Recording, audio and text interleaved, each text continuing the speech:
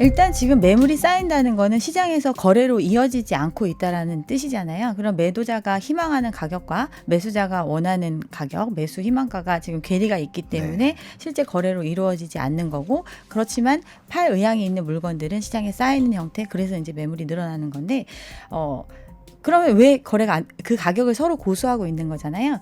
그러면 수요자 입장에서는 아직도 비싸다라는 인식이 더 대세적으로 크다라는 의미고, 매도하고자 하는 사람들은 기다리면 다시 오를 것이다라는 희망이 더 큰 거잖아요. 지금 실질적으로 뭐 일부 지역에서 여전히 뭐 고가의 아파트가 거래됐다 이런 이야기가 나오기는 하지만, 문의 자체, 내가 물건을 내놓은 상태에서 봤을 때도 매물을 문의하는 그 횟수가 현저히 줄어들고 실질적으로 거래가 안 되는 상황이 계속 이어지고 있기 때문에 심리적인 부분에 있어서도 큰 영향을 받아서 좀 조정이 되지 않을까. 그렇게 돼서 그 조정된 가격에 또 사주는 사람이 나타난다면 이제 조금씩 이제 거래가가 내려가겠지만, 그렇게 가격을 낮췄는데도 불구하고 다시 거래가 안 되는 상황이 이어진다면 더더욱 이제 가격을 조정할 수밖에 없는 그런 입장이 되지 않을까 생각합니다.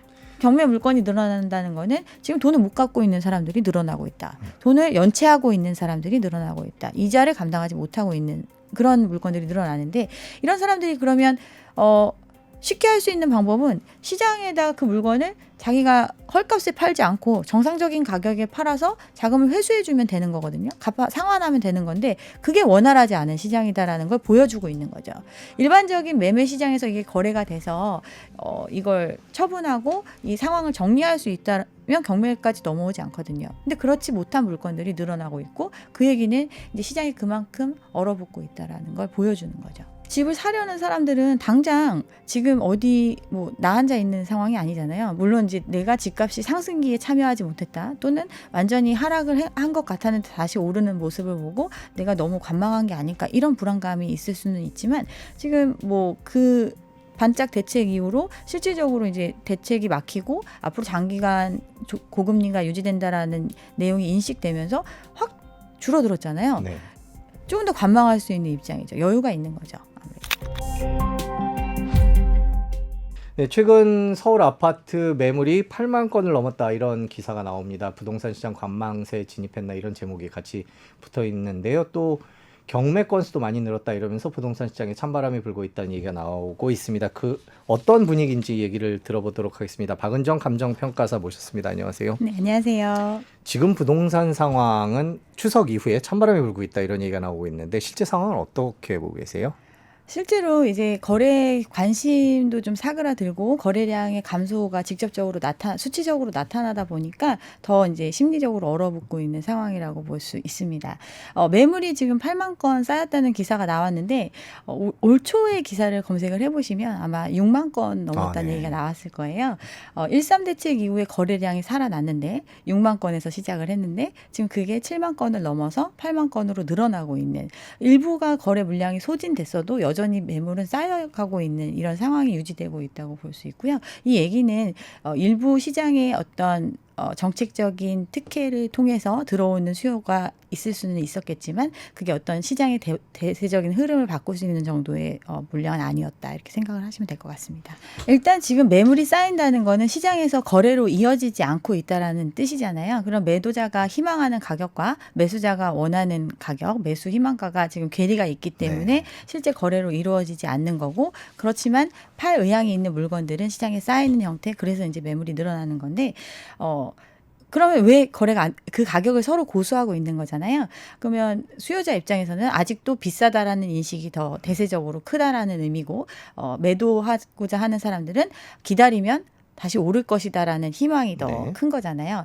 기다리면 오른다라는 거는 이제 거래로 이어지는 현상이 나타났기 때문에, 지금 급락했던 거에서 가격이 일부 반등하는 모습이 나타났기 때문에, 또 어떠한 액션이 있거나 또 상황이 달라지면 가격은 다시 반등할 수 있을 거다, 이런 희망을 갖고 있는 거고, 그런 어떤 희망의 근거가 됐던 것이 바로 이제 그런 대출 부분에서 풀어줬던 부분, 이런 거였는데, 이게 이제 종료가 된 거예요. 9월 26일자로 이제 특례 보금자리론 같은 경우에는 그 일반형에 대한 대출이 줄어들면서 아예 막히면서 네. 이제 더 이상 그런 자금을 활용할 수 있는 통로가 막혔고, 그다음에 이제 주택담보대출에 대한 제한이 들어오는 부분들이 생겼는데, 이런 거는 이제 그동안 어떻게 보면 여력이 있어서 대출을 해줄 수 있는 여력이 있어서 이 상황이 계속 될 수 있다라는 시그널을 줬었는데 지금 현실적으로는 이제 그런 여력이 없다라는 걸 선언한 것과 같거든요. 지금 이 얘기가 나오게 된 이유가 지금 가계부채 문제가 너무나 심각하고 이 부채 문제가 우리나라의 성장을 저해할 정도의 심각한 수준인데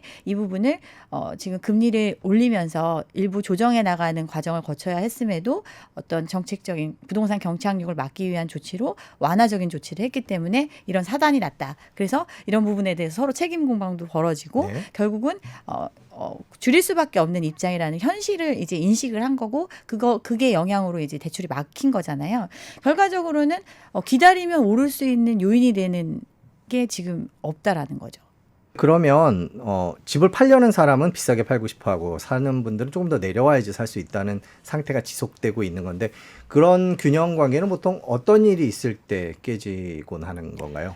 더 이제 버티기 힘든 쪽이 먼저 가격을 이제 내리거나 올리면서 이렇게 네. 상황이 이끌어지는 건데 지금 입장에서는 매도자 측이 조금 더 열세에 있지 않을까 이렇게 생각을 합니다. 이유는 매도자 측이 버틸 여력이 있으면 충분히 이제 가격을 유지하면서 시간을 조금 더 장기화할 수 있는데 버틸 여력이라는 게 결국은 내가 대출을 활용하지 않고 자기 자본으로 어떤 상황을 이끌고 있다면 고금리 환경이 좀 장기간 지속이 되더라도 이 상황을 끝까지 유지할 수가 있는데 대부분이 지금 대출을 많이 활용하신 형태거든요.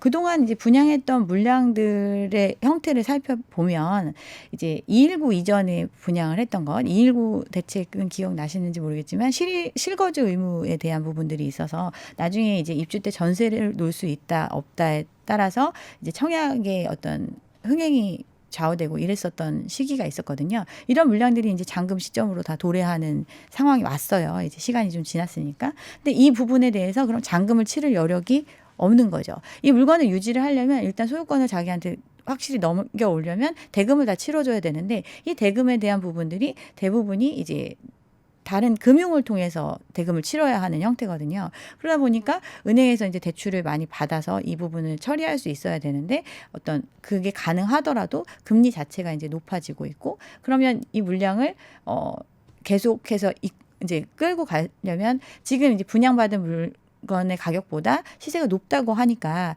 충분히 이제 끌어갈 수 있는데 이 시세가 높은 걸 지금 호가에 거래가 안 되는 수준에서 계속 버틸 것인지 아니면 이 금리를 내가 이제 처분하고 어떤 이익을 실현할 것인지 이런 판단에 있어서 이익이 있는 사람들은 현 상황이 고통스러우면 당연히 이익을 실현하는 형태로 갈 수밖에 없잖아요. 이런 부분에 있어서 그렇게 이제 시장에 참여하신 분들이 많고 이러다 보니까 조금 더 상황적으로 또 내가 빨리 먼저 나서지 않으면 아예 나중에 처분할 기회가 없다라는 어떤 심리적인 압박감 이런 것들이 생기게 되면서 조금 호가를 조정하지 않을까 이렇게 생각을 합니다. 지금 실질적으로 뭐 일부 지역에서 여전히 뭐 고가의 아파트가 거래됐다 이런 이야기가 나오기는 하지만 문의 자체 내가 물건을 내놓은 상태에서 봤을 때도 매물을 문의하는 그 횟수가 현저히 줄어들고 실질적으로 거래가 안 되는 상황이 계속 이어지고 있기 때문에 심리적인 부분에 있어서도 큰 영향을 받아서 좀 조정이 되지 않을까. 그렇게 돼서 그 조정된 가격에 또 사주는 사람이 나타난다면 이제 조금씩 이제 거래가가 내려가겠지만 그렇게 가격을 낮췄는데도 불구하고 다시 거래가 안 되는 상황이 이어진다면 더더욱 이제 가격을 조정할 수밖에 없는 그런 입장이 되지 않을까 생각합니다. 지금 그러면 평가사님께서는 집을 팔려고 하는 사람들이 더 오래 버티기 힘든 상황이다. 지금은 그렇게 보고 계신 거죠. 일단 집을 사려는 사람들은 당장 지금 어디 뭐 나 앉아 있는 상황이 아니잖아요. 물론 이제 내가 집값이 상승기에 참여하지 못했다 또는 완전히 하락을 한 것 같았는데 다시 오르는 모습을 보고 내가 너무 관망한 게 아닐까 이런 불안감이 있을 수는 있지만 지금 뭐 그 반짝 대책 이후로 실질적으로 이제 대책이 막히고 앞으로 장기간 고금리가 유지된다라는 내용이 인식되면서 확 줄어들었잖아요. 네. 조금 더 관망할 수 있는 입장이죠. 여유가 있는 거죠. 아무래도. 그런 측면에서 최근 금리가 올라가고 있고 혹은 고금리가 더 길게 갈 거다라는 전망도 마찬가지 역할을 하고 있다고 보십니까? 기본적으로 정책적으로 어떤 지금 자금을 풀어줄 수 있는 여건이 막혔다라는 부분과 그다음에 실질적으로 이게 자금을 풀어준다는 게 공짜로 빌려주는 게 아니잖아요. 결국은 금리의 영향을 받을 수밖에 없는데 이 금리에 대한 전망도 이거는 저는 조금 다르게 생각을 하는데 대부분 원래 이제 계속 고금리로 가는 상황이 갈 수밖에 없었고 연준도 계속 그렇게 얘기를 했었는데 우리만 이제 아니라고 얘기를 했던 거잖아요. 근데 이제 아닌 상황이 아니고 네. 이제 고금리가 장기화 될 거다라고 사람들이 인식하기 시작하면서 아, 내가 지금 이 돈을 빌렸을 때 과연 가능할까? 이런 거에 대한 조금 더 현실적인 생각이 들게 되니까 대출도 좀 자제가 되고 그러면서 이제 더 이제 예전보다는 매수 희망하는 사람들이 줄어들고 문의가 줄어들고 이러다 보니까 시장에서도 이제 지금 소강 상태다. 좀 더 하락할 것 같다. 이런 전망들이 나오는 것 같습니다. 최근에 나왔던 기사 중에 하나가 경매가 급증했다는 겁니다. 그 경매가 늘어났다. 이거는 주택 시장에 있어서 어떤 의미로 해석을 해야 될까요? 경매라는 거는 결국은 이제 대출을 임의 경매와 강제 경매가 있는데 이제 임의 경매 부분도 많이 늘어나고 있거든요. 이 부분 이 얘기는 어떤 부동산을 담보로 자산을 담보로 대출을 해준 채권자가 이 회수를 못할 걸로 여겨지니까 이 자산을 처분해서 자기가 빌려줬던 돈을 원금을 회수하려는 형태 이게 경매잖아요. 그런 경매 물건이 늘어난다는 거는 지금 돈을 못 갖고 있는 사람들이 늘어나고 있다. 돈을 연체하고 있는 사람들이 늘어나고 있다. 이자를 감당하지 못하고 있는 그런 물건들이 늘어나는데 이런 사람들이 그러면 쉽게 할 수 있는 방법은 시장에다 그 물건을 자기가 헐값에 팔지 않고 정상적인 가격에 팔아서 자금을 회수해 주면 되는 거거든요. 상환하면 되는 건데 그게 원활하지 않은 시장이다라는 걸 보여주고 있는 거죠. 일반적인 매매 시장에서 이게 거래가 돼서 이걸 처분하고 이 상황을 정리할 수 있다면 경매까지 넘어오지 않거든요. 근데 그렇지 못한 물건들이 늘어나고 있고 그 얘기는 이제 시장이 그만큼 얼어붙고 있다라는 걸 보여주는 거죠. 네. 그러면 이런 경매 건수가 계속 늘어나고 낙찰은 덜 되는 그런 상황이 당분간은 계속 이어질 거다 이렇게 보고 계세요. 경매 물량이 훨씬 더 많이 늘어날 걸로 지금 예상을 하고 있고 실질적으로 많이 늘어나고 있고요. 뭐 작년 말에 뭐 서울 아파트 경매 나온 물건이 뭐 20채 정도 경매 나왔었는데 그중에 이제 뭐 강남, 서초, 뭐 용산 뭐 이렇게 사람들이 얘기하는 똘똘한 한 채 지역에서도 많은 물량들이 나왔고 거기에 이제 낙찰 받을 수 있는 충분한 뭐 지금 시세가 신고점을 찍었고 계속 뭐 거래가 활성화되는 시장이라면 경매에 나온 물건의 가격에도 메리트를 느끼고 들어오는 사람들이 있을 수 있잖아요. 근데 실질적으로 이제 낙찰된 거는 이제 3건 정도밖에 안 되거든요. 네. 그만큼 안 된 것들은 또 이제 가격을 낮춰서 다시 이제 입찰을 하고 이런 식으로 가는 거니까 실질적으로 지금 얘기하는 이제 법사가도 어떻게 보면은 법사가 같은 경우는 이제 호가 위주로 많이 시세를 최대한 반영해서 평가를 해주기 때문에 그 가격에는 사줄 사람이 없다라는 걸 보여주는 것과 같은 거죠. 이런 것들이 어떤 시장 가격에도 이제 판단에 영향을 주겠죠, 사람들한테. 네, 그렇군요. 자, 저희가 언제나 늘 살펴보듯이 거래량도 한번 짚어보도록 하겠습니다. 뭐 8월에 가장 많았고요. 9월, 10월, 10월은 아직 뭐 더 신고할 수 있는 기간이 있으니까요. 8월, 9월 조금씩 꺾이는 분위기인데 이 표는 어떻게 해석을 해야 될까요? 일단 서울이 모든 이제 국민들이 관심을 갖고 있는 지역이고 서울의 아파트 매매 거래량을 살펴보는 것은 굉장히 유의미하다고 볼 수 있어요. 그런데 이제 평년 평균 대비해서 이 거래량 자체가 어느 정도 수준이었는지 뭐 모두가 기억하고 계시는 건 아니니까 우리가 영끌이 한참이던 시기에는 한 달에 15,000건 이상 거래되는 이 정도 수치였고 실질적으로 이제 거래가 활발하던 시기는 5, 6천 건 뭐 이 정도 평균적으로 이렇게 보였었거든요. 근데 22년도의 거래량을 보면 21년부터 해서 점차 빠지기 시작을 하다가 22년에는 하반기 들어서는 1,000건이 안 되는 거래량을 보였었어요. 그럼 지금 이 표에는 3월부터밖에 나와 있지 않지만 표에 1월 죄송해요. 네. 표에는 1월부터 이제 나와 있는데 1월만 하더라도 이제 1,000건대의 거래량을 보였었거든요. 근데 이때가 1.3 대책이 나왔은 그 시점이었고 이 이후로 이 대책의 영향으로 거래량이 조금씩 살아나기 시작을 합니다. 그러다가 8월에 이제 정점을 찍죠. 그리고 이제 9월 26일에 일반형에 대한 어떤 대출이 중단된다라는 뉴스가 나오면서 사실은 9월까지가 거의 이제 나머지 물량들 진행됐던 물량들이 소진되는 형태 그리고 난 이후에 이제 10월부터는 이제 현격하게 거래가 떨어지는 현상이 나타나는 거죠. 지금 11월에 신고된 양도 보면 기존 것들이 이제 전월 이렇게 신고되는 양과 비교해 봤을 때도 다시 이제 어떤 3,000건대로 올라가기에는 좀 부족한 수치가 아닌가 이렇게 생각을 합니다. 최근에 많은 분들이 하시는 얘기가 뭐 그런 기사도 있고 실제로 유튜브에서도 그런 얘기들이 많이 나오는데 이제 공급량이 줄어드니까 앞으로 저 집값이 또 오를 거 아니냐 이런 얘기들이 정말 많이 나오거든요. 물론 아니다라는 기사도 그만큼 많이 나옵니다만은 어떻게 보고 계세요? 그런 얘기에 대해서. 일단 공급이라는 거는 항상 수요의 상대적인 개념이라는 거를 인식을 하셔야 됩니다. 뭐 한 사람이 100채를 원하는 시장에서는 사람 수와 관계없이 당연히 부족하다고 느껴지는 시장일 거고, 그 누구도 원하지 않는 시장이라면 당연히 공급은 항상 넘쳐나는 시장, 이렇게 인식될 수 있는데, 그동안의 시장은 어떤 집을 사면 많은 이익을 볼 수 있다라는 믿음이 강했던 시장이었고, 실질적으로 강한 상승을 보였던 상황이었기 때문에 더 많은 수요가 참여를 했었고, 한 사람이 여러 채를 원하는 상황이었잖아요.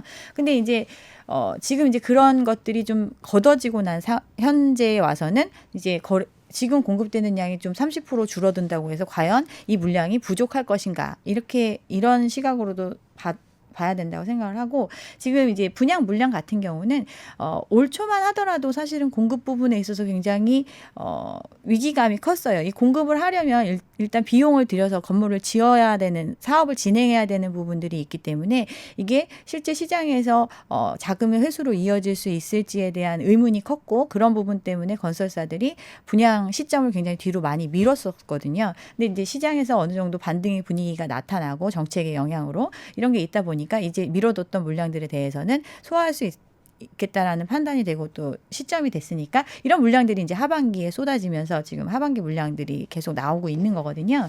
근데 지금 이제 분양 관련해서는 그래서 아주 초창기보다는 청약 경쟁률이 좀 올라간 모습이 나타났는데, 지금 청약이 실제 계약으로 이어지는 율은 좀 떨어지고 있거든요. 네.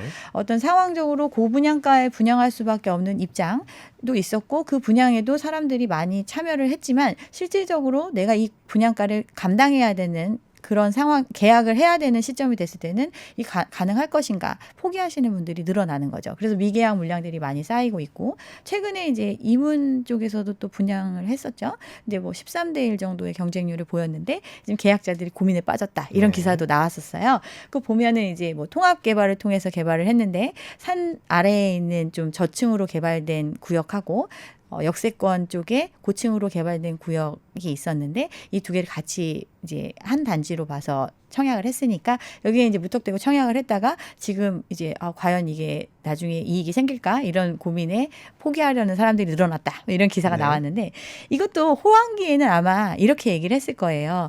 타운하우스 개념의 어떤 고급 전원주택 같은 느낌의 아파트를 이 정도의 싼 가격에 구입할 수 있는 정도로 이렇게 지금 분양을 하고 있으니까 굉장히 성황리에 분양될 수도 있었던 거거든요. 호황기에는. 근데 지금은 이제 그렇지가 않은 상황이죠. 현실적으로 판단을 하는 거죠. 평형대나 이런 걸 고려했을 때, 평형대나 지역을 고려했을 때, 이제 청약 시장에서도 이제 옥석 가리기를 할 수밖에 없다. 그리고 이 분양가 자체도 옥석을 가렸는데도 정말 이게 옥이 정말 큰 이익을 줄 수 있을 다라는 거에 대한 의심이 생기기 시작한 이런 시장이라고 볼 수 있습니다. 실제로 공급량은 좀 줄어드나요? 내년에는요?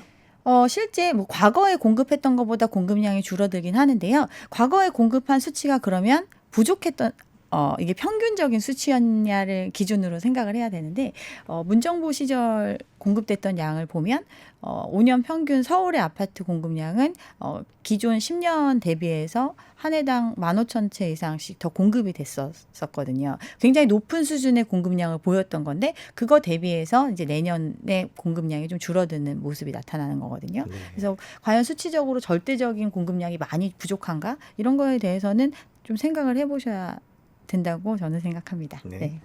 내년 전망을 좀 여쭤보겠습니다. 내년에 선거가 있습니다. 일단 선거가 정부 정책에 영향을 미치지 않겠느냐, 집값을 뭐 오르게 또 내리게도 하지 않을 거다, 뭐 이런 분석들도 예상들도 나오곤 하는데, 개인적으로는 선거와 집값 어떻게 보고 계세요? 일단 집값이, 정권이 바뀐 이유가 사실 집값을 잡지 못해서 바뀌었다라고 많은 분들이 인식을 하고 계시잖아요. 이번에 총선을 앞두고 있으면서 사실은 부동산 시장의 경착륙을 막기 위한 조치, 무리한 조치들을 많이 행했던 게 사실이고, 이 무리한 조치 뒤에는 어떤 상저하고 전망이라든가 또 미국의 피벗이 이루어져서 금리 환경이 이제 바뀔 것이다라는 네. 이런 기대치가 있었기 때문에 할 수 있었던 정책들인데, 이게 이제 전망 자체가 바뀌면서 상당 기간 현 상황이 유지될 수밖에 없는 입장이다 보니까 계속해서 똑같이 무리한 정책을 해나갈 수가 없는 그런 여건이거든요. 그래서 이제 뭐 지금처럼 잠깐의 붐을 다시 일으킬 만한 어떤 소재가 있다고 생각하지 않고요. 그리고 지금 건설산업연구원에서 이번에 보고서가 나왔는데 내년에도 이제 집값을 하락으로 예상하는 전망이 나왔어요.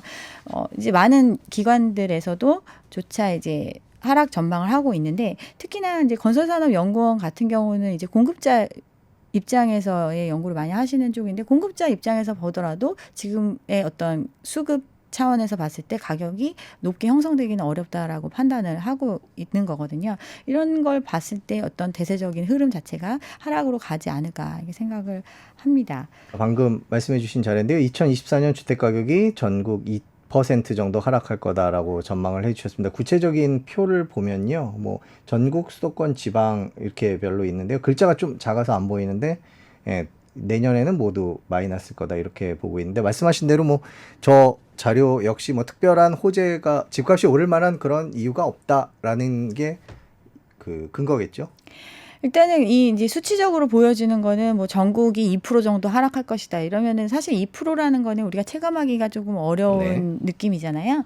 근데 실질적으로 더 큰 문제는 거래량이 이제 대폭적으로 살아날 요인이 없다라고 생각을 하시면 될 것 같습니다. 호가 위주로 이제 조사되는 가격이다 보니까 실질적으로 사람들이 인식하는 가격과 실제 시장에서 거래될 수 있는 가격 간의 괴리가 많이 있을 거고 그런 부분에 있어서는 체감하는 정도는 이거보다 더 심하게 느껴지지 않을까 생각합니다. 네, 그렇군요.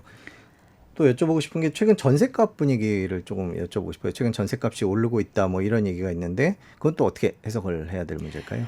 일단 전세 문제 같은 경우는 이제 역전세에 대해서 심각한 우려를 가졌던 게 작년 하반기부터였잖아요. 그러다가 이제 전세금을 돌려줄 수 없는 집주인이 많이 늘어났고 그 사람들한테 이제 대출을 정책 자금을 지원을 해주면서 역전세 문제를 완화시키는 조치를 했다고 볼 수 있습니다. 근데 결국은 이게 역전세 문제라는 게 내가 이제 누구한테 집을 빌려주면서 돈을 많이 빌려 쓴 건데 그거 이제 일부 상환해야 되는 입장이 된 거였거든요. 네. 근데 상환할 돈이 없었던 거예요. 그래서 그 부분에 대해서 정부가 그러면 은행에서 빌려줘라. 이렇게 해서 해준 게 역전세에 대한 전세 대출이었잖아요. 그럼 이 사람들이 이제 기간 1년이든 2년이든 시간이 흐르고 그 이후에 그럼 과연 이걸 갚아낼 수 있느냐.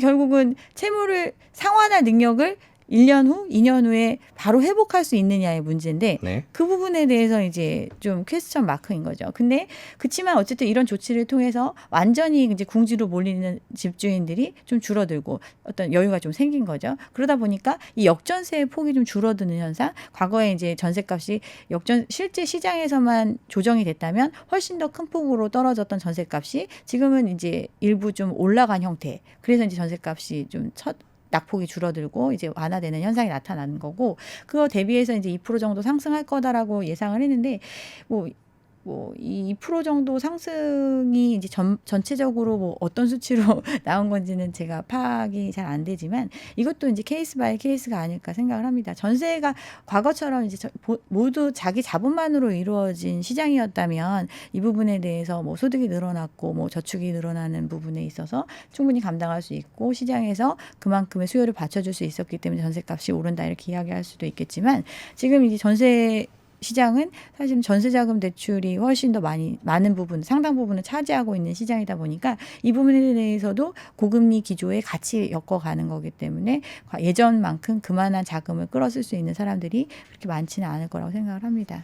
자, 그러면 이제 내 집 마련을 생각하시는 분들이 지금 이 시점에서 지켜봐야 될 뭐 움직임이라든지 수치라든지 그런 것들은 뭐가 있을까요?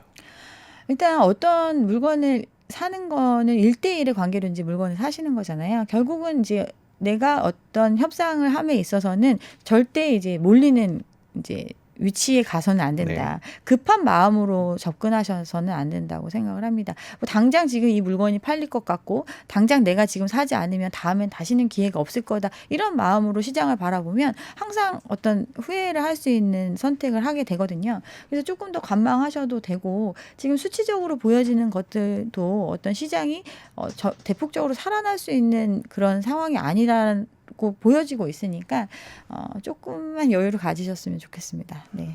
지금 시진핑 주석은 그 노선을 정확히 정한 것 같아요. 바이든 행정부랑은 더 가까워지는 거는 좀 거리를 둬야겠다. 네. 그가 재선이 될지 안 될지 모르고 상대적으로는 동맹국 결속에 관심이 없는 트럼프가 되는 게 조금 더 유리하다라고 판단을 한 것 같고요.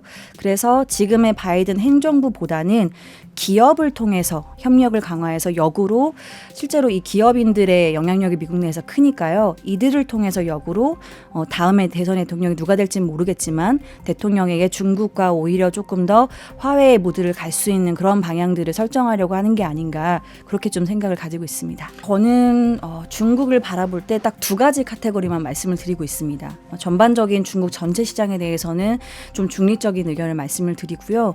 좋아 보이는 딱 두 가지는 1대1로와 화웨이 두 가지입니다. 두 가지는 어찌 보면 중국의 생존 전략이거든요. 이거 말고는 중국이 사실 앞으로 돌파구를 찾기가 어렵습니다. 중국이 최근 바짝 경기 부양에 나서면서 의도가 뭔지 실질적으로 효과가 있을지 관심이 쏠리고 있고요. 특히 경기 부양을 위해서 다음 주 미국 샌프란시스코에서 열릴 에이펙 정상회담에서 시진핑 주석이 어떤 역할을 할지에도 관심이 쏠리고 있습니다. 기사가 계속 쏟아지고 있는데요. 조금 전에 나온 교토통신 기사부터 보시겠습니다. 공식적으로 두 나라가 확인해 준 건 아닌데 일단 미중 정상회담이 15일 개최로 잡혔다라는 기사가 하나가 있고요. 또 하나는 시진핑 주석이 샌프란시스코에서 미국 기업 대표들과 만나서 만찬을 할 계획이다. 미국 기업 대표들에게 뭘 요구할지 뭘 부탁할지에 대해서 또 관심이 쏠리고 있습니다. 중국이 바짝 요즘에 안 좋아진 경기를 살려보기 위해서 여러 가지를 하고 있는데요. 실질적으로 효과가 있을지 어떤 방향으로 진행되고 있는지 얘기를 해보도록 하겠습니다. 박수현 KB증권 아시아시장팀 팀장님 모셨습니다. 안녕하세요. 안녕하세요. 중국이 미국과 지금 어떤 입장을 취하고 있는 건지 막 갈등을 벌이다가 최근에 약간 화해 분위기와 관련된 기사들이 많이 나오는데 실질적으로 그런 건지 다른 의도가 있는 건지 이런 것들이 궁금합니다. 네, 이게 기사에서도 어느 정도 의도가 좀 있는 게 있고 없는 게 있고 이런데요. 제가 느끼기로는 화해를 좀 했으면 좋겠다라는 뉘앙스들이 많이 풍기는 것 같아요. 네. 근데 좀 놀란 건 급한 건 중국일 것 같은데 오히려 서구권의 언론이나 미국에서 나서서 에이펙에서 정상회담을 할 거다라는 얘기가 네. 많이 나오고요. 네. 중국은 공식으로 입장을 아직 좀 밝히고 있는 상황은 아니긴 합니다. 네. 왜 그럴까를 보면 이게 정권이 바뀌는 국가와 그렇지 않은 국가의 차이가 아닐까 싶어요. 중국 입장에서는 오너는 바뀔 가능성이 낮으니까 언론 보도도 나왔지만 각 회사들의 오너 혹은 CEO를 만나겠다라고는 공식 입장을 좀 밝히고 있는 상황인데 바이든은 내년에 재선이 될지 안 될지 그리고 중국 입장에서는 바이든보다는 트럼프가 상대하기 더 좋다라는 전략으로 바이든을 공식적으로 만나겠다는 이야기들을 좀 차일피일 피하고 있는 게 아닌가 그런 생각이 좀 듭니다. 네. 중국이 미국과 화해함으로써 중국 경제를 살려보겠다라는 해석들이 이제 외신들에서 나오고 있는데 실질적으로 그게 효과가 있고 가능한다고 보십니까? 개인적으로 어떻게 보세요? 중국의 FDI가 실제로 유출이 상당히 심각하긴 합니다. 전년 대비로 보면은 올해 마이너스로 이미 돌아선 네. 상태거든요. 근데 저희 추정에 의하면 중국에 있는 외국계 기업들이 전체 고용에서 차지하는 비중이 한 10%가 됐었습니다. 근데 이게 올해 반토막이 난 것으로 좀 공개가 되고 있어요. 그러면 상당히 충격이 큰 것 같고요. 그래서 이거에 따른 충격을 상쇄하기 위해서는 내수 경기 진작도 필요하겠지만 여기서 FDI가 더 유출되지 않도록 노력을 할 필요도 있기 때문에 사실상 지금 미국 기업의 어떤 오너가나 CEO들을 만나서 대화를 좀 이어가겠다라는 입장을 좀 보이는 게 아닌가 싶습니다. 그래서 제가 요즘 좀 예를 들어서 요즘 젊은 분들이 MBTI를 많이 보시니까요. 네. 중국은 J보다는 P에 가까운 것 같다. 계획을 하진 않고 조금 즉흥적으로 정책을 펼치는 면이 없지 않아 사실 시진핑 3기 지도부 들어와서 좀 더 심해진 것 같아요. 그러다 보니 외국계 기업들도 지속 가능성에 대해서 의구심을 좀 품는 것 같고요. 그래서 이렇게 시진핑 주석이 직접 가서 만나기는 하지만 실질적인 투자가 얼마큼 들어올지는 아직은 퀘스천 마크가 좀 있긴 합니다. 그럼 이번 이 에이펙 회담에서 뭐 어떤 기업 대표를 만나든 양국의 정상이 만나든지 간에 중국 경제 입장에서는 어떤 걸 얻어내려고 하고 또 어떤 걸 얻을 수 있을 거다 이렇게 전망을 하십니까? 지금 시진핑 주석은 그 노선을 정확히 정한 것 같아요. 바이든 행정부랑은 더 가까워지는 거는 좀 거리를 둬야겠다. 네. 그가 재선이 될지 안 될지 모르고 상대적으로는 동맹국 결속에 관심이 없는 트럼프가 되는 게 조금 더 유리하다라고 판단을 한 것 같고요. 그래서 지금의 바이든 행정부보다는 기업을 통해서 협력을 강화해서 역으로 실제로 이 기업인들의 영향력이 미국 내에서 크니까요. 이들을 통해서 역으로 다음에 대선 대통령이 누가 될지는 모르겠지만 대통령에게 중국과 오히려 조금 더 화해의 모드를 갈 수 있는 그런 방향들을 설정하려고 하는 게 아닌가 그렇게 좀 생각을 가지고 있습니다. 지금 미국 대선 얘기가 오늘 또 유난히 많이 나왔는데 1년 정도 남았습니다. 뭐 중국에서는 나름대로 그거에 대한 여러 가지 분석이나 계산들을 하고 있을 텐데 현지에서는 어떤 얘기들을 주고받는지 궁금해요. 경제적인 측면에서. 공식적으로 나오는 어떤 의견들은 없는데요. 제가 사적으로 뵙거나 뭐 이런 말씀들을 나누면 트럼프에 대해서 선호하는 분위기들이 확실히 있는 것 같습니다. 네. 일단 트럼프는 구관이 명간이다라고 해서 한번 상대했던 경험이 있고 비즈니스맨이기 때문에 이 동맹국을 같이 연합해서 압박하는 게 중국이 가장 어려워하는 포인트인데요. 그 지점을 트럼프는 사실 강화할 의지가 낮다라는 점에서 상대적으로는 트럼프를 좀 선호하는 것 같습니다. 피한다고 보기도 어렵지만 적극적으로 만나려고 하는 것 같지도 않습니다. 에이펙 정상회담 얘기도 미국에서 먼저 얘기가 나왔고요. 네. 중국의 그 어떤 공식 언론에서도 만난다는 얘기가 아직까지 나온 게 없습니다. 그렇기 때문에 바이든 대통령과는 어떤 유의미한 성과 도출을 굳이 하지 않겠다. 네, 다만 정상회담은 저는 이루어질 거라고 보긴 하는데요. 직전에 사실 옐런도 갔었고 그리고 뭐 블링컨도 갔었고 여러 미국의 중요한 요직에 있는 분들이 갔음에도 불구하고 성과가 없었기 때문에 네, 실질적으로 바이든 대통령을 만났을 때도 일단 또 집권 어떻게 될지 모르지만 말기이기 때문에 없을 가능성이 높아 보이긴 합니다.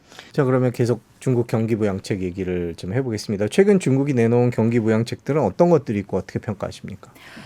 굉장히 좀 서프라이즈였던 거는 재정을 3년 만에 사용했습니다. 네. 사실 중국이 재정을 거의 쓰지 않았었는데요. 우리나라로 치면 추경 같은 거죠. 국채 1조 위안을 발행했고 원화로는 이제 180조 원 정도가 되는 건데 규모가 크기는 합니다. 문제는 급한 불은 당장 껐는데 장기적인 문제를 좀 유발할 수 있고 지속 가능성이 이것도 좀 낮다라는 부분들이 있는데요. 뭐냐면 이 180조 원이 100% 어디에 들어가냐면 구형 인프라에 들어갑니다. 그러니까 도로, 철도, 수로, 항만 이런 거 짓습니다. 근데 이런 거는 단기적으로 고용 압박을 해결해 줄 수는 있죠. 이러한 인프라 투자가 사실 고용 창출 승수 효과가 높으니까요. 근데 제가 계속해서 중국 관련돼서 말씀드릴 때 중국의 중장기 성장 전략이 통신 AI 반도체에 있다. 그래서 신형 인프라를 보셔야 된다라고 말씀드렸는데 이것도 MBTI로 치면 P 같은 거죠. 갑자기 중장기를 얘기하겠다고 하다가 또 지금은 단기 성장을 위해서 구형 인프라를 하겠다고 한 거여서 일단 지금 나오는 경제 지표들이 조금 괜찮아지는 게 이미 보이고 있는데요. 내년도 지표들은 좀 좋아질 수 있는데 이게 외국인들의 투자 심리와 그다음에 주가 이런 것들이 실제 지표와 여전히 역행할 가능성은 좀 있어 보인다. 이렇게 정리할 수 있을 것 같습니다. 지금 말씀해 주신 대로라면은 장기 전략을 세우면서 미국과 각을 세우던 중국이 일단 지금 급한 불을 끄기 위해서 뭔가를 하는 듯 보이는데요. 실제 상황이 그만큼 더 안 좋은 거 아닌가라는 생각도 드는데 지금 중국 경제 상황은 그 정도라고 보십니까? 네, 그래서 고용 데이터를 좀 투명하게 공개를 안 하고 있거든요. 네. 중국이 청년 실업률 공개 안 하겠다고 올해 5월부터 얘기를 했고 그래서 실제 우리가 통계국에서 발표하는 숫자보다 더 안 좋은 상황들을 중국 정부가 보고 있는 게 아닌가라는 생각을 좀 가지고 있는데요. 실제로 좀 그런 상황인 것 같습니다. 전반적으로 중국 경제 상황, 미국의 경제 조제 속에서 무척 어려울 것이다라고 얘기를 했는데요. 지금 경제 상황을 한번 정리를 해 주시죠. 네, 크게 경제를 봤을 때 일단은 내수 부분, 내수에서 또 중요한 게 안에서 일어나는 투자와 소비 이렇게 나눠서 먼저 말씀을 드리면 소비는 100점 만점에 한 60점 정도를 일단 말씀드리는 게 맞는 것 같아요. 왜냐하면 전체 소매 판매는 우상향하는 그림은 맞는데 안에 있는 품목들을 보면요. 여전히 서비스 위주입니다. 내구재 판매가 유의미하게 늘어나고 있지는 않습니다. 내구재라고 말씀드리는 건 자동차나 가전이나 특히나 좀 중요한 건 건자재 같은 것들 이런 것들이 덩치가 큰데요. 여전히 이런 쪽은 마이너스에 머물러 있는 것들이 꽤 많습니다. 그렇기 때문에 본격적으로 턴어라운드 했다고 보기는 좀 어렵고요. 그래서 내구재는 통상 중국은 부동산 사이클이랑 같이 움직입니다. 그렇기 때문에 부동산이 지표가 바닥을 다지고 올라오는 게 이것도 소비랑 연결되어 있나 말씀드린 투자랑 연결되는 건데요. 부동산 투자 이런 쪽에 올라오면서 그 뒤에 말씀드린 내구재 같은 것들이 같이 올라가는 그림이 상당히 중요한데요. 지금 저의 추정으로는 내년 2분기 후반 정도 부동산 관련된 데이터들이 조금씩 이제는 올라갈 수 있을 것 같습니다. 왜냐하면 추경을 한 것은 맞기 때문에 효과가 2분기 후반부터 본격적으로 좀 나타날 것 같고요. 다만 저의 걱정은 완만하게 올라갈 건지 네. 아니면 잠깐 반등하고 말 건지 이거는 섣부르게 지금 좀 판단하기는 어려울 것 같아서요. 그래서 좀 내년 2분기부터는 본격적으로 지표가 부동산과 연결돼서 어떻게 움직이는지를 면밀히 살필 필요가 있을 것 같아요. 중국 수출은 어떻게 보십니까?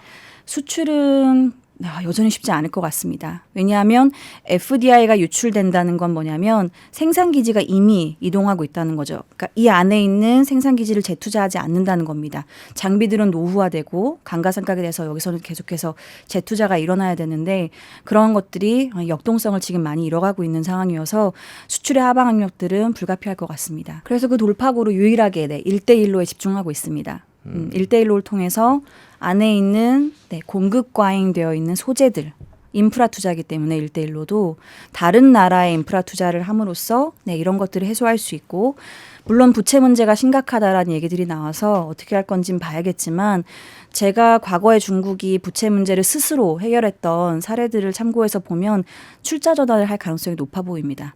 근데 이거는 중국 입장에서도 나쁜 그림은 아니긴 해요. 외국에 있는 여러 가지 회사들을 중국의 지분으로 보유하고 있으면서 이것도 일종의 동맹국 결속의 수단으로 사용될 수 있거든요. 그러면서 거기서 영향력을 확대하고 중국 안에 있는 유유설비나 공급 과잉되어 있는 것들을 소화할 수 있는 주요 수단.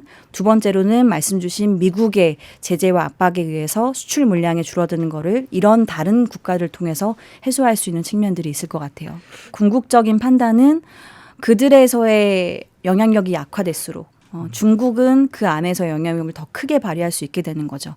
어쨌든 채권자와 채무자의 관계가 된 거라 휘두를 수 있는 카드들은 중국이 더 많아진 셈이고 그러면 지금 중국과 미국을 시작으로 해서 각각 공급망이 분리되고 있는데 이 분리되는 공급망 안에서 중국이 취할 수 있는 카드들은 그들 안에선 더 많아지는 거라 그래서 1대1로 국가들을 보면 지난번에도 잠깐 말씀드렸던 것 같은데 중요한 광물을 확보하고 있는 국가들이 많습니다. 이러한 영향력을 행사하기 위한 노력들을 앞으로 강화할 가능성이 있어 보입니다. 그러면 중국에 투자하시는 분들한테는 그런 것들은 숫자는 좋아지는데 실질적으로 과연 미래가 있는 건가라는 상황은 어떻게 받아들여야 되는 건가요? 그래서 저는 중국을 바라볼 때 딱 두 가지 카테고리만 말씀을 드리고 있습니다. 전반적인 중국 전체 시장에 대해서는 좀 중립적인 의견을 말씀을 드리고요. 좋아 보이는 딱 두 가지는 1대1로와 화웨이 두 가지입니다. 두 가지는 어찌 보면 중국의 생존 전략이거든요. 이거 말고는 중국이 사실 앞으로 돌파구를 찾기가 어렵습니다. 1대1로는 미국의 탈중국화 전략에 대항하기 위해서 중국이 동맹국을 결속하는 중요한 수단 중에 하나이기 때문에 앞으로 1대1로 프로젝트는 더 강화될 가능성이 상당히 높아 보이고요. 그다음에 화웨이는 뭐냐면 중국이 제가 계속해서 안보 전략 여기에 중요한 것 중에 하나가 AI 통신 반도체 이런 쪽인 건데 화웨이가 실제로 AI에서 굉장히 유의미한 돌파구들을 만들어내고 있습니다. 저희 내부적인 추정에 의하면 화웨이가 자체 설계 SMIC를 통해서 7나노 공정 양산이 가능할 것 같습니다. 원래는 양산이 어렵기 때문에 사실 이번에 메이트 60 시리즈 나온 거를 크게 성과로 도출해서 보진 않았는데요. 내년에 발표한 스마트카 앞으로 공급하겠다고 한 거 실제로 지금 하고 있는데 내년부터 공급 물량을 훨씬 늘리겠다고 했는데요. 이런 것들을 감안해 보면 7나노 공정을 이미 양산화하고 있는 것 같고 그런 걸로 저희가 주식시장을 좀 대변해서 보자면 전체 시장에서 통신 AI 반도체 비중이 아직 크진 않기 때문에 전체 시장을 견인하기는 어렵지만 이쪽 밸류체인, 화웨이 밸류체인의 주가는 상대적으로 양호할 수 있겠다. 1대1로를 포함해서 이렇게 좀 볼 수 있겠습니다. 네, 그래서 실제로 최근에 중국 주식시장을 보면 화웨이 밸류체인의 성과가 압도적으로 좋습니다. 이미 엔비디아의 모든 이 스펙을 다 능가하진 못하지만 준하는 수준으로 AI 반도체 칩을 공급하고 있다라는 보도들이 좀 나오고 있고요. 속도는 느리지만 연상 능력은 유사하다라는 것들이 나오고 있고 이게 스마트카가 얼만큼 실제로 공급이 되는지 인도량이 얼마인지를 봐야 되지만 예약 대수 기준으로 보면은 내년에 한 2천만 대에서 3천만 대 정도 얘기가 나오고 있거든요. 그렇게 보면 네, 여기서의 성과는 나오고 있는 상황은 맞는 것 같습니다. 중국의 미래라고 불리는 것들의 실적은 또 어떻습니까? 미국의 경제 제재 속에서 일단 반도체도 못 구하고 뭐 첨단 기술도 못 구해서 힘들 거다 이런 전망들이 있었는데요. 네, 일단 노광 장비가 제일 중요하긴 합니다. 네. 노광 장비는 중국 스스로 사실 공급을 하지 못하기 때문에 ASML이 지금까지 공시한 걸 보면 중국에 꽤 많은 물량들을 이미 납품을 완료했고요. 그래서 저희 추정에 의하면 향후 2년 정도는 7나노 공정을 양산이 가능할 것 같긴 합니다. 근데 물론 다음 대통령이 누가 될지 미국의 기준에서 네. 그리고 중국에 대한 제재가 얼마큼 강화될지를 보고 이거는 충분히 변화가 나타날 가능성은 있지만 지금까지 납품된 물량으로 봤을 때는 2년 동안은 안정적으로 화웨이 기준으로 봤을 때 이제 스마트폰 5G 그리고 스마트카 같은 것들이 공급이 가능할 것으로 보입니다. 중국 경제를 얘기할 때 부동산 얘기를 안 할 수가 없는데 부동산은 공식적으로 중국 정부가 발표하는 숫자들은 좋아진다고 말씀드리긴 좀 어렵습니다. 네. 그러니까 개선이 아예 없는 건 아닌데요. 이런 겁니다. 부동산 착공이 마이너스 80%에서 네. 마이너스 30%까지 올라왔어요.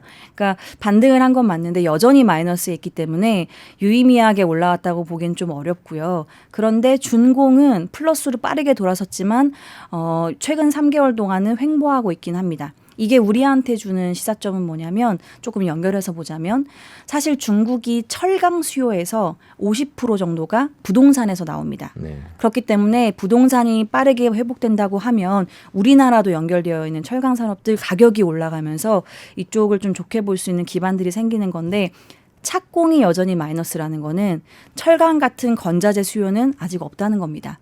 준공은 소재는 다 확보해 놓고 인력만 정리를 하고 지금 인력을 다시 뽑아서 네. 짓고 있다라는 거기 때문에 그런 점은 좀 아쉽지만 그래도 착공이 이제 마이너스에서 플러스로 돌아설 수 있는지가 관건이고 아직은 네, 반등은 나타나지 않았다고 보는 게 네, 제가 보는 숫자들입니다. 우리나라 얘기를 잠깐 해볼게요. 우리나라 지난번 수출과 관련된 통계가 나왔을 때 보니까 중국의 반도체 수출이 좀 늘었더라고요. 물론 이제 저희 중국에 있는 공장들로 가는 그런 재료들이긴 한데 우리나라와 중국 관계는 어떻게 전망하십니까? 일단 미국 대선 있기 전까지는 더 악화되지는 않을 것 같습니다. 미국도 여기서 강대강으로 치닫는 거는 일단은 좀 숨고르기를 하려고 하는 것 같고요. 그렇지만 다음 대통령이 미국에서 누가 되든 사실 대중 강경 노선이 바뀌지는 않을 것 같습니다. 행태는 좀 변화될 수는 있겠지만 만약에 트럼프가 된다면 트럼프는 사실 이 동맹국 결속엔 관심이 없거든요. 왜냐하면 동맹국 얼라이언스를 강화하려면 비용을 여기에 쏟아부어야 되는데 그거는 네, 미국의 국익에 도움이 되지 않는다라고 판단하는 쪽이라 그렇게 되면 오히려 한국과 중국이 좀 더 가까워지는 계기가 될 수 있겠다라는 생각도 들어서요. 미국 대선 이후의 변화를 좀 주목하고 있습니다. 중국에 대한 수출은 줄고 미국에 대한 수출은 늘고 있다. 이런 통계가 오늘도 이제 뭐 한국은행에서 나왔습니다만은 이런 움직임은 계속 될 거라고 보세요? 아니면 지금 거의 끝까지 왔다 이렇게 보고 계세요? 예, 중국 시장을 보는 입장에서는 사실 우리나라와 상관관계가 어느 정도 있는 게 네, 조금 좋을 수 있는데 아쉽게도 그렇지는 않을 것 같습니다. 지금 말씀 주신 네. 중국에서의 수요는 약화되고 미국으로 나가는 물량들이 저는 지속될 거라고 보고 있습니다. 일단 미국의 제재가 저는 대통령이 누가 되든 말씀드린 것처럼 크게 바뀌지는 않을 것 같고요. 네, 그 스타일이 좀 차이가 있을 뿐이지 결국엔 리쇼어링, 니어쇼어링, 프렌드쇼어링 여러 가지 말들이 있지만 이러한 기조가 저는 지속될 가능성이 상당히 높을 것 같습니다. 그렇게 본다고 하면 결국에는 중국으로 직접 나가는 것이 아니고 미국이나 혹은 미국과 가까운 국가들 위주로 해서 수출 물량이 늘어날 가능성이 높고 그렇다고 하면 기존에 우리가 수출을 받던 대중의 이 물량들이 다각화되거나 혹은 한두 개 정도 국가로 바뀌거나 대체되거나 이럴 가능성이 상당히 높을 것 같습니다. 마이클 포터가 쓴 메가시티 리전이 굉장히 유명한 얘기가 있거든요. 그런 데서 다 뭐냐면 중심 도시, 핵심 도시가 있어요. 그리고 그 도시를 중심으로 주변 도시들이 기능적으로 서로 연계돼서 하나의 경제 생활권을 형성한다는 개념이에요. 그리고 그 인구가 대략 한 1,000만 정도 될 것이다. 이렇게 보는 관점이에요. 이 얘기는 그 전체가 하나의 행정구역을 갖는다는 얘기가 절대 아니거든요. 핵심이 어떤 식으로 쓰던지 간에 공통된 특징이 있는데 뭐냐면은 핵심 도시와 인근 지역이 기능적으로 연계돼서 시너지 효과를 낸다 이겁니다. 네.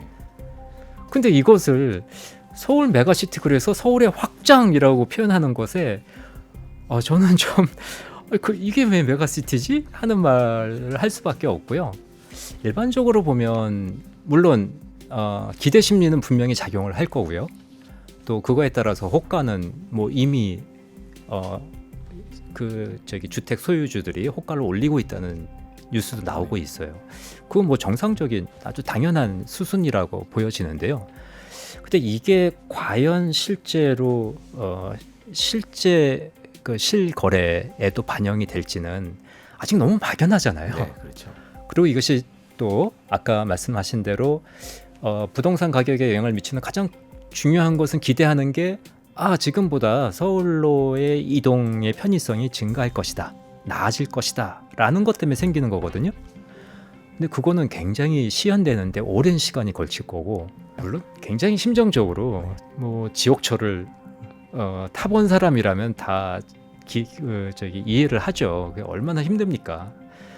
근데 그렇다고 해서 서울시가 그러면 그것을 하나의 자축으로 품었을 때 바로 해결해 줄 수 있느냐 하는 거예요. 아까 말씀드렸듯이 어쨌든 서울시도 한정적 재원을 갖고 해야 되지 않습니까? 또 한 가지는 이 광역철도 일대랑 서울시로 들어가서 연결했을 땐 그게 도시철도가 되거든요. 서울시가 부담해야 될 재정 부담이 훨씬 증가합니다. 그럼 여전히 아까 말씀드렸듯이 서울시의 외곽지역 중에 여전히 거기 서울시 외곽지역도 서울시 내에 있지만은 여전히 교통이 불편한 지역도 있단 말이에요. 그럼 그곳에서는 우려를 하겠죠. 저는 그것을 좀 종합적으로 분석하고 만들어 놓은 다음에 목표와 수단에, 즉 정책 수단이 정합성을 갖고 서로 정책 충돌도 안 생기게 하면서 좀 추진했으면 좋겠고요. 또 그걸 하기 위해서 기존에 있는 법 체계를 어떻게 그러면 그대로 두고서는 할 수 없는 것들이 지금 많아졌거든요. 이제 그러면 이 기존의 법 체계 속에 담겨져 있는 제도의 내용을 어떻게 바꿀지 그것을 같이 염두에 두고 해야지, 그냥 그거는 일단 모든 거는 국회가 하는 거니까 특별법으로 일단 하면 됩니다 라고 하는 것은 매우 무책임한, 저는 그건 입법권의 남용이라고 보거든요. 김포시의 서울시 편입 논란이 계속되고 있습니다. 오늘 오세훈 서울시장이 김병수 김포시장을 조금 전에 만나갔고요. 태스크포스를 구성하겠다라고 했고, 또 반대로 김동연 경기도지사는 유정복 인천시장이 옳은 말을 했다면서 김포 서울 편입은 정치쇼다 이런 얘기를 했습니다. 오늘 하루도 시끄러웠는데요. 이 메가시티 논쟁을 좀 짚어보도록 하겠습니다. 중앙대학교 홍준현 교수님 모셨습니다. 안녕하세요. 네, 안녕하세요. 교수님께서 이거 어떻게 보셨어요? 전반적인 시각에서 보면 일단 논쟁 자체가 처음에 출발에서부터 자꾸 이 변동을 해가고 있다는 느낌이 들거든요. 네. 저 학자로서 앞으로 굉장히 이 이벤트 전체를 시간이 지나놓고 보면 굉장히 중요한 연구거리가 생겼다 하는 생각도 들어갑니다. 네. 자, 그러면 일단 김포 얘기를 하기 전에 서울시가 그렇게 확장이 됐었던 기억들이 있는데 그 역사를 한번 짚어보면서 그때는 어떤 이유로 서울시가 그렇게 넓어졌었나 그 얘기부터 한번 시작을 해보죠. 사실 뭐 역사를 어디까지 가느냐에 달려 있지만 서울이 우리나라의 수도가 된 첫 번째는 아무래도 조선 개국부터죠. 네. 그래서 그때는 이제 한성부라고 했었죠. 그래서 이게 성곽도시였잖아요. 근데 성곽도시인데 성곽 안에만 있는 게 아니라 일반 백성들은 성곽 밖에도 네. 마을을 이루고 살았으니까 그 언저리 부분, 그것을 성저심리라 그러는데 그 지역까지가 사실 한성부의 범위였습니다. 근데 그게 쭉 이어지다가 일제 시대 때 오히려 축소가 됩니다. 그러니까 일본이 수도로서의 서울을 별로 인정하고 싶지 않은 거죠. 그래서 경성부라고 이름을 네. 바꿨거든요. 경성이라는 말 자체가 성 안에 있다는 뜻이 되니까 그러니까 그렇게 바꿨는데 뭐 어쨌든 이 지방에서도 그 당시에도 서울에 가야 뭔가 출세를 할 수 있고 뭔가 자리가 생긴다는 생각이 있으니 지방에서 많이 사람들이 올라오게 되고 서울 인근 지역이 이제 경성부 내에서만 가지고는 좀 관리하기가 힘드니까 일제 시대에도 그 지역을 좀 넓혔습니다. 네. 어쩔 수 없이 네. 관리를 좀 하기 위해서 그게 1936년 정도인데 그러다가 한 차례 조금 더 늘어나서 1943년에 이제 우리가 지금 알고 있는 구들 종로군이 중군이 이런 것 갖다가 일본이 도시행정구역의 행정체제로서 구체제를 처음 만들게 됩니다. 그래서 7개 구가 있었고 그게 종로, 중구, 성동, 서대문, 동대문, 용산, 영등포 네. 이게 원조인 겁니다. 음. 근데 그때까지는 사실 큰 확장이라고 보기는 좀 힘들고 하지만 그것도 물론 의미 있는 확장이긴 하지만 결정적인 대확장은 1963년 아마 많은 분들이 기억하실 수도 있는데요. 대확장이 됐는데 그때 특별법이 만들어졌거든요. 이때 편입된 지역이 양주군, 광주군, 시흥군, 우리 김포군, 부천군에서 총 6개면 60개 리. 그다음에 또 5개면의 경우는 일부만 해서 24개 리가 주로 한강 이남 지역 중심이 돼서 이제 원래 강북에만 있던 게 강남 지역을 대거 포괄하는 지금의 서울의 모습이 그때 갖춰졌다. 이렇게 보시면 됩니다. 그 이후의 변화는 사실 면적의 대대적인 확장은 거의 없었고요. 네.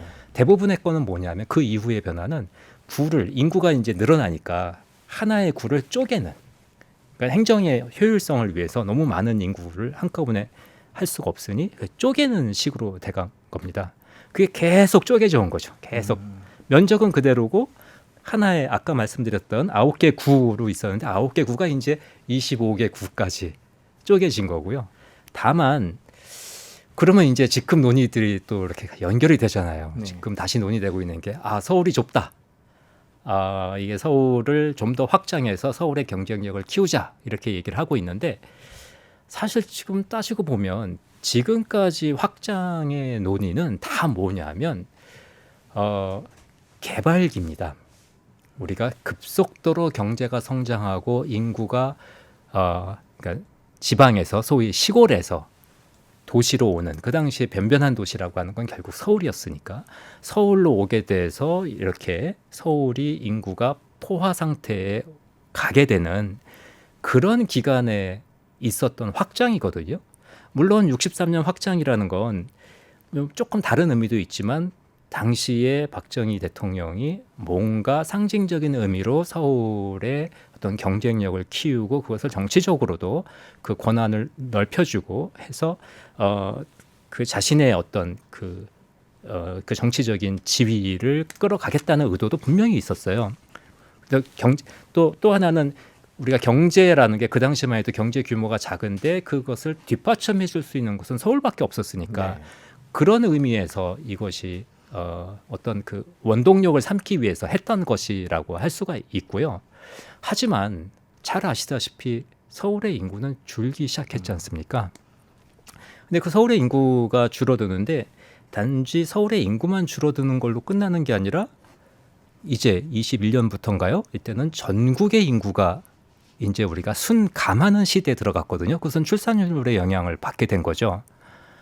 다시 말해서 지금은 인구가 막 서울로 몰려들어서 그 인구를 수용하기 위해서 필요한 면적을 넓혀가는 시대가 아니라는 거예요.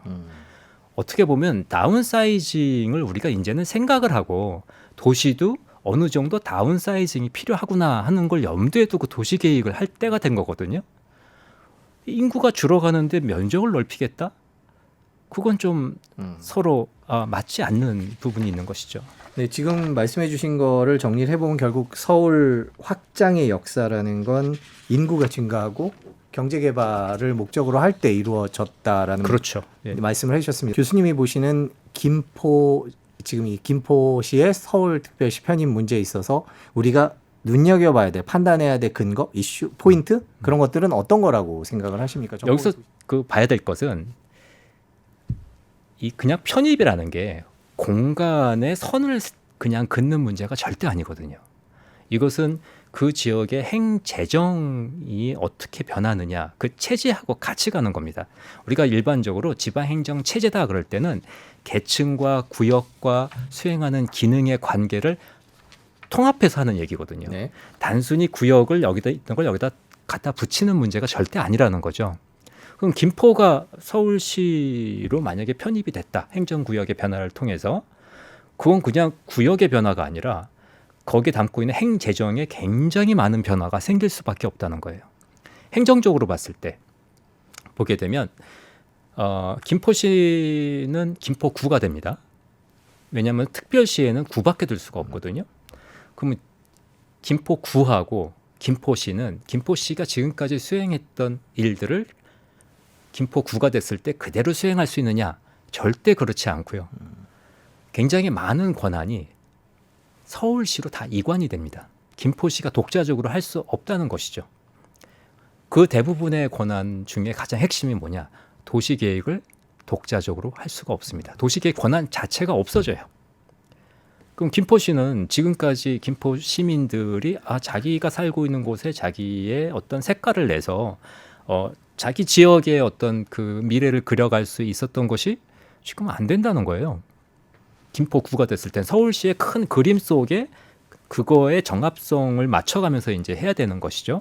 더더군다나 김포시는 그 통계에 따라서 조금 다른데요. 그 주민등록 통계 작년 걸 치면은 50만이 조금 안 되고, 근데 이제 50만 이상 시라는 개념에는 외국인까지 포함이 되기 때문에 지금 또 50만이 넘었다는 얘기도 하거든요. 근데 50만 이상 시가 되면은 자치구가 하지 않는, 또는 지금 김포시도 하지 않는 권한을 상당히 많은 부분을 또 독자적으로 수행하는, 추가적으로 할 수 있는 여력이 생기게 됩니다. 권한이 부여가 돼요. 또 그 대부분이 다 뭐냐? 도시 개발과 관련된 겁니다. 또 두 번째로 재정적인 측면에서도 우리가 시군구는 우리가 다 아시다시피 기초자치단체는 시군 자치구가 있다라고 생각을 하는데, 시군은 중앙정부가 지방정부의 어떤 재정의 부족한 점을 채워주는 재정조정제도인 지방교부세라는 제도가 있습니다. 그 금액이 굉장히 크거든요. 그것을 자치구가 됐을 때는 한 푼도 받지 못합니다. 결국은 서울시로부터 돈을 탔어야 되는, 이제 이런 식으로 변하기 때문에 과연 그게 행재정 측면에서도 아무 변화가 없는 게 아니라 김포시가 김포구가 돼서 생기는 그 많은 변화들을 저는 시민들이 정확히 알고 판단을 해서, 그럼에도 불구하고 더 나은 점이 있다면, 그래서 찬성을 한다면 뭐 충분히 그거는 주민의 뜻을 따라서 한다고 볼 수가 있겠죠. 근데 그거는 이제 아직 질문 안 하셨지만, 만약에 그렇게 됐을 경우에도 그러면 김포 시민들만 가지고 이것이 판단할 문제냐 하는 거예요.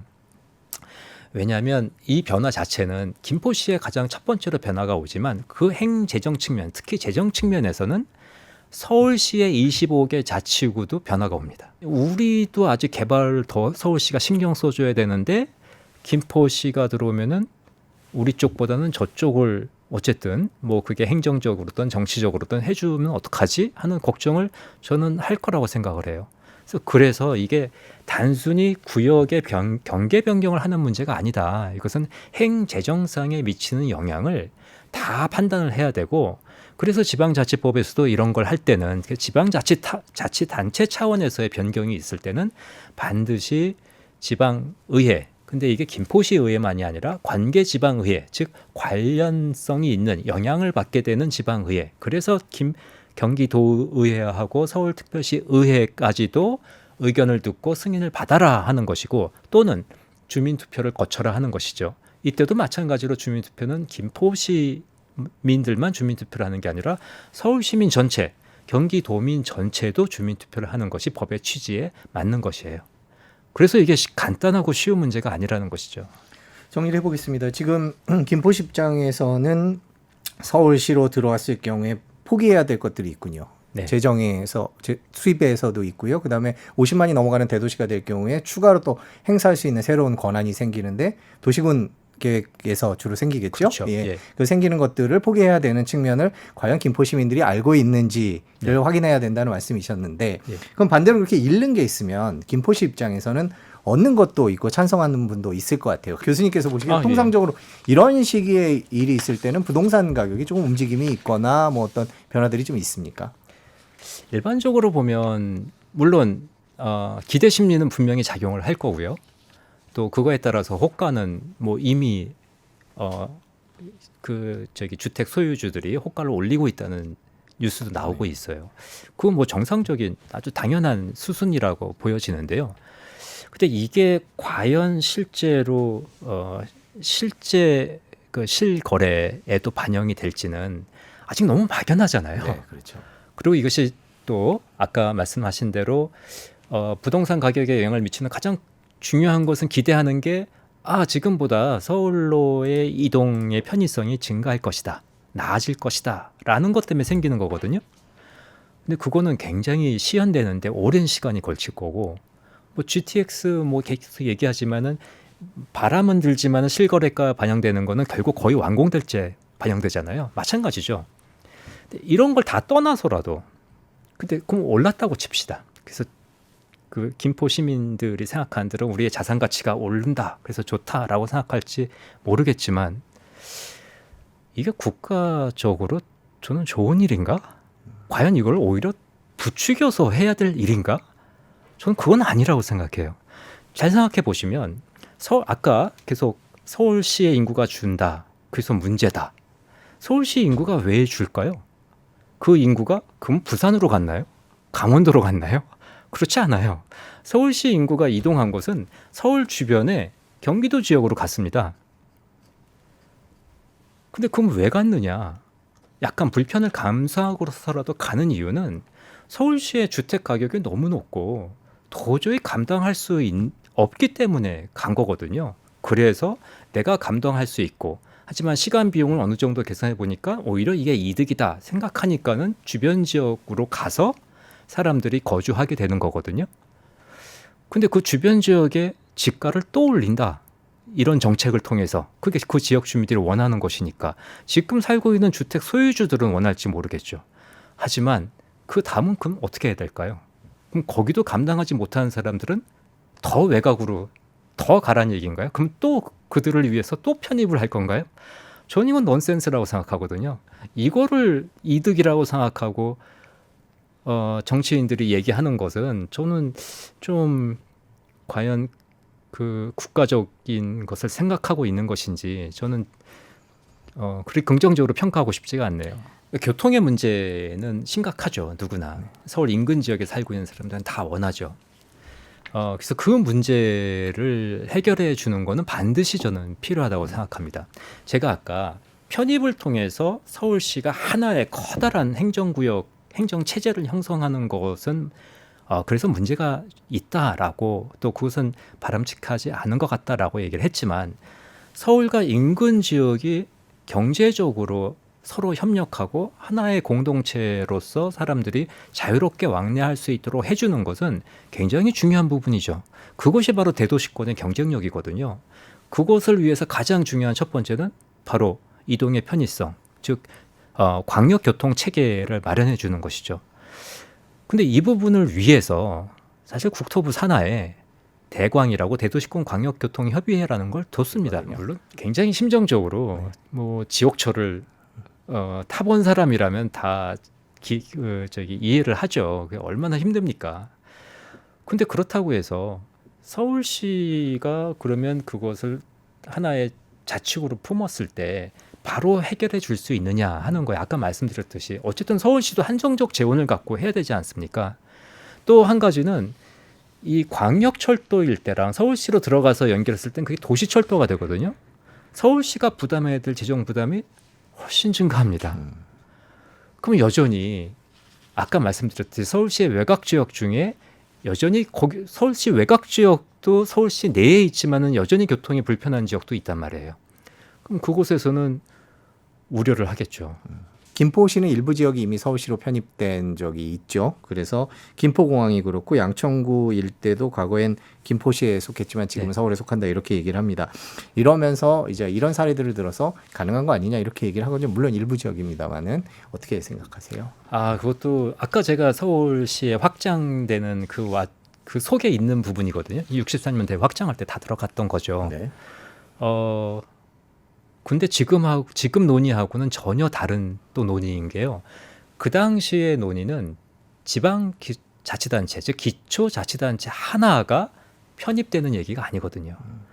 즉 불편한 지역의 일부, 그러니까 그 중에 하부 행정구역에 해당되는 읍면동 지역 또는 그 중에서도 더 일부 지역, 리 지역 이런 것들을 편입해서 문제를 해결했던 사안들이에요.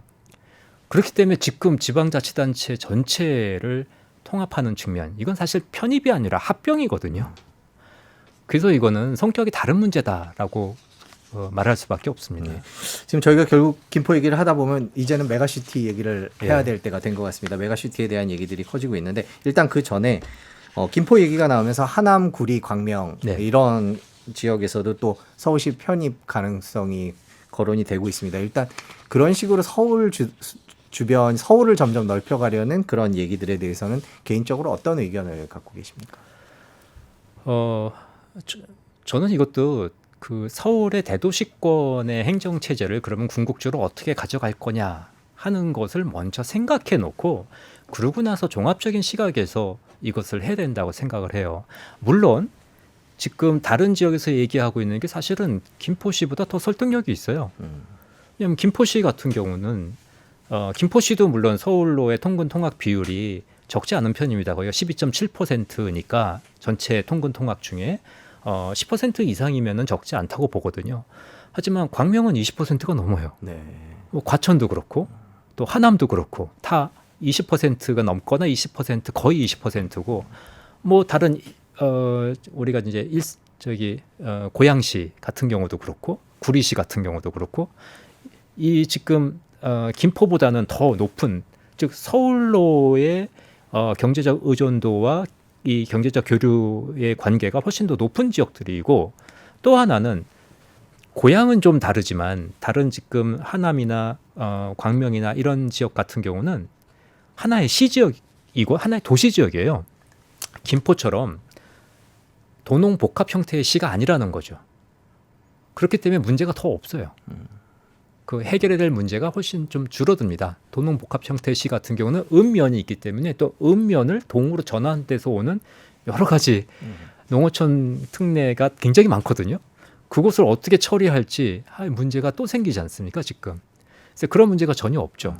그래서 어떤 면에서 아까 행재정 측면에서 재정적인 것이 감소되는 측면은 물론 똑같지만 또 지역 주민들이 받게 되는 또 다른 특례 면에서는 그쪽은 변화가 없는 것이죠. 그것을 그 문제의 해결을 저는 왜 행정을 완전히 통합시키는 편입이라는 방법, 저는 편입이 아니라 합병이란 말을 쓰고 싶은데 왜 합병이란 방법을 써서 해야 되는지, 그게 메가시티인가? 지금 아까 질문하시려고 했던 것 같은데요. 그건 잘못 호도하는 겁니다. 메가시티는 그게 아니에요. 자, 그러면 메가시티는 어떤 거고 과연 일단 메가시티는 무엇인지부터 좀 정의를 좀 내려보고 지금 서울 상황을 한번 얘기를 해보도록 하죠. 알겠습니다. 정말 이 설명을 꼭 해드리고 싶었는데요. 네. 우리가 메가시티란 말을 언론에서 쓰고 있고 정치권도 쓰고 있고 또 정부도 한때 썼습니다. 메가시티는 제도적 용어도 아니고 법률적 용어도 아니에요. 사실 학술적으로 나왔던 용어입니다. 어떤 나라에도 메가시티라는 게 법제화되어 있지는 않습니다.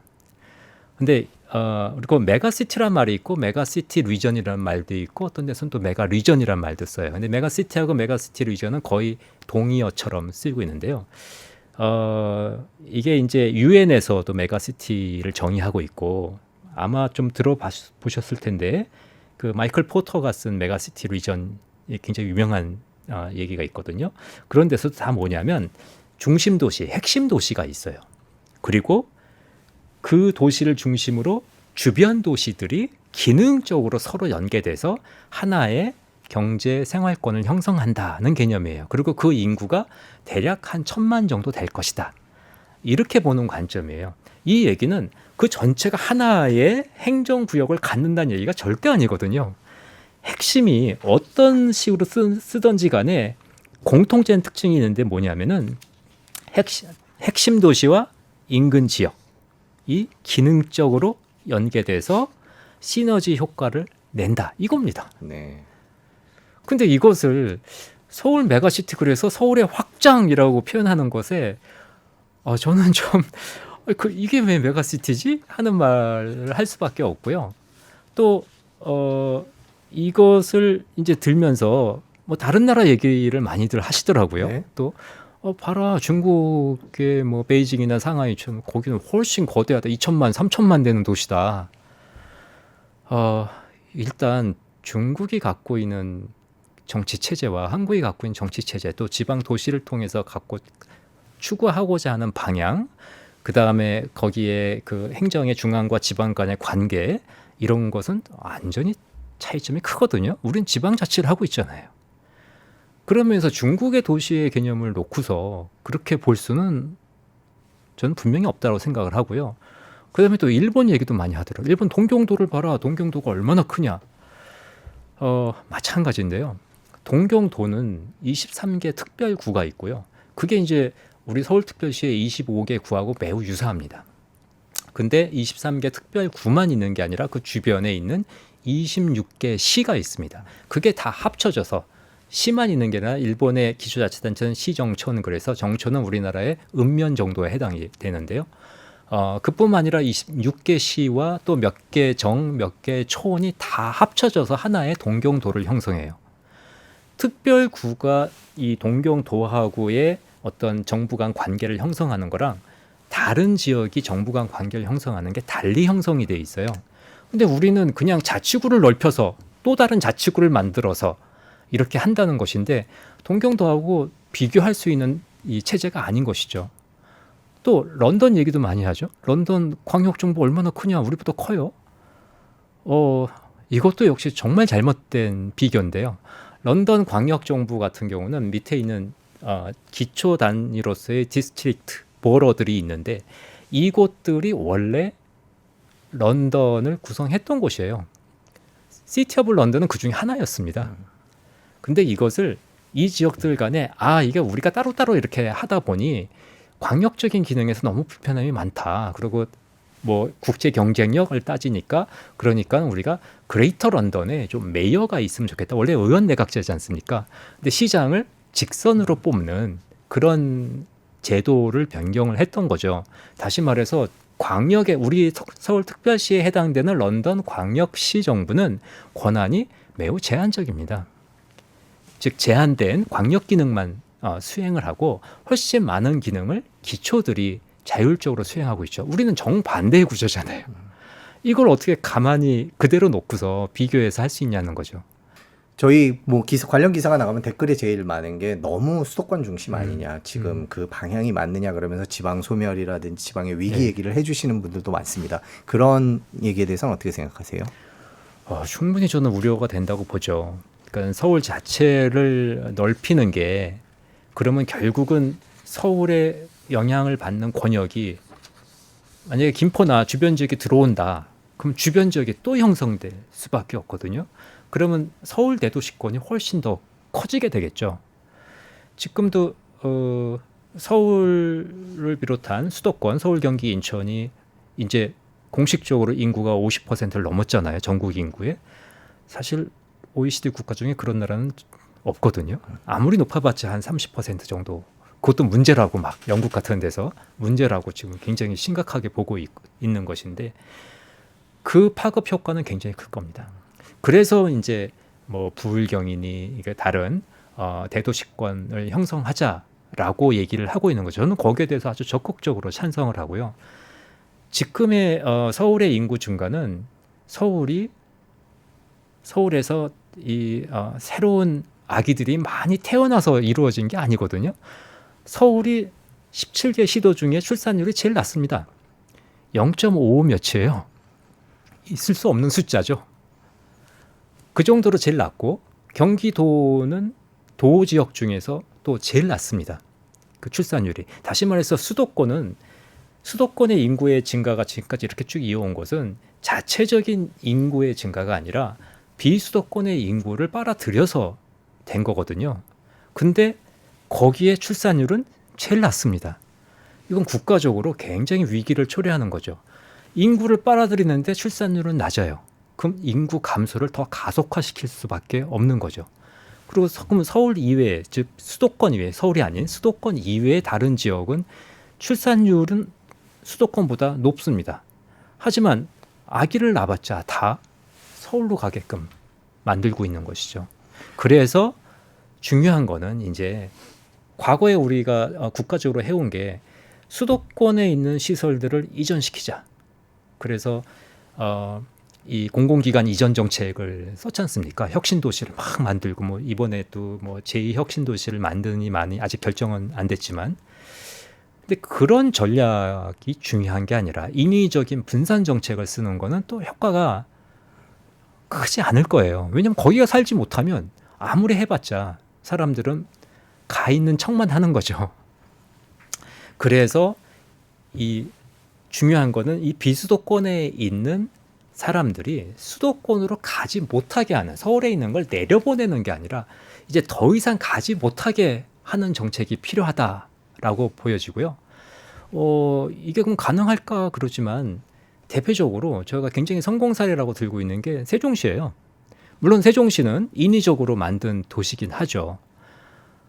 세종 충청권에서도 대전은 인구가 늘었을까요? 아니에요. 대전도 인구가 많이 줄었습니다. 부산, 대구 인구가 많이 줄었고, 광주는 그거에 비해서는 상대적으로 좀 적게 줄었어요. 근데 대전이 충청권이지만 의외로 인구가 많이 줄었어요. 근데 대전의 인구는 수도권으로 간 인구보다 훨씬 많은 인구가 세종으로 간 겁니다. 그 얘기는 뭐냐? 그 지역의 중심지를 새롭게 키워줌으로써 개별 도시 간, 그 권역 내에서의 개별 도시 간에는 부침이 있을지언정 권역의 인구를 서울로 뺏기지 않고 잡아주고 있다는 거거든요. 이게 바로 메가시티의 개념이에요. 그럼 대전하고 세종을 합쳐야 될까요? 그건 아니거든요.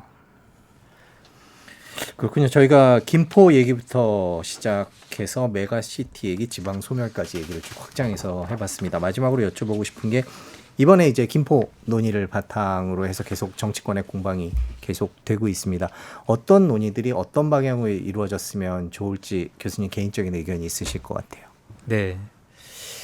아까 제가 잠깐 언급은 했지만 이런 정책을 하는 데 있어서 정책 목표가 무엇인지, 우리가 정말 이걸 통해서 얻고자 하는 궁극적인 이 미래의 모습이 무엇인지를 좀 명확히 먼저 할 필요가 있다고 생각해요. 최상위의 목표가 있을 것이고, 물론 그 안에 다양한 그걸 달성할 수 있는 수단이지만 또 다른 또 하위 목표들이 있겠죠. 저는 그것을 좀 종합적으로 분석하고 만들어 놓은 다음에 목표와 수단의, 즉 정책 수단이 정합성을 갖고 서로 정책 충돌도 안 생기게 하면서 좀 추진했으면 좋겠고요. 또 그걸 하기 위해서 기존에 있는 법 체계를 어떻게 그러면 그대로 두고서는 할 수 없는 것들이 지금 많아졌거든요, 이제. 그러면 이 기존의 법 체계 속에 담겨져 있는 제도의 내용을 어떻게 바꿀지 그것을 같이 염두에 두고 해야지, 그냥 그거는 일단 모든 거는 국회가 하는 거니까 특별법으로 일단 하면 됩니다라고 하는 것은 매우 무책임한, 저는 그건 입법권의 남용이라고 보거든요. 그래서 제발 좀 그렇게 하지 말고 그것을 종합적으로 분석하고, 그래서 그 모든 정보를 지역 주민들한테 전달을 하고, 또 관련돼 있는, 제가 말씀드린 것은 관련돼 있는 모든 지역 주민한테 전달을 해서 그들의 의사를 뭐 그냥 주민투표를 통해서 싫답니다라는 게 아니라, 그게 정말 국가적으로 바람직하다면 설득을 해나가야죠. 즉 공론화 과정을 거쳐서, 그리고 최종적으로 주민투표를 한번 해보고, 그래야 정책이 바뀌고 이런 새로운 변화가 생겼을 때 나중에도 그 바뀐 제도에 대한 비판 내지는 반발, 혼란이 안 생길 거라 하는 겁니다. 우리가 그렇지 않고 최근에 해온 일들이 너무 많습니다. 그러다 보니까 여전히 제도가 바뀌고 한 다음에도 지역 내에서는 반발하고 불만을 얘기하는 소리가 계속 나오고 있지 않습니까? 제발 좀 그렇게 안 했으면 좋겠습니다.